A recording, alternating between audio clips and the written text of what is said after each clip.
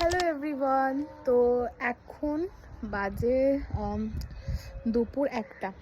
আমার চারিদিকটা দেখে তোমরা বুঝতে পারছো যে অন্ধকার, ঠিক আছে। আজকে মানে বলতে গেলে গত 2 দিন ধরে শিলিগুড়িতে রোদ উঠছে না, একদমই রোদ উঠছে না। উল্টে বীভৎস হাওয়া দিচ্ছে, তার মধ্যে কুয়াশা হয়ে আছে। মানে ঘরে এই যে সোয়েট শার্ট, দেন এই যে এই জুতো, তারপরে তার ভিতরে মোজা, সব কিছু পরে আছি, তাও ঠান্ডা লাগছে। আর ওই যে ওইদিকে দেখতে পাচ্ছ পুরো কুয়াশা ভর্তি, গাছের পাতা দেখে বুঝতে পারছো যে কতটা পরিমাণে হাওয়া দিচ্ছে।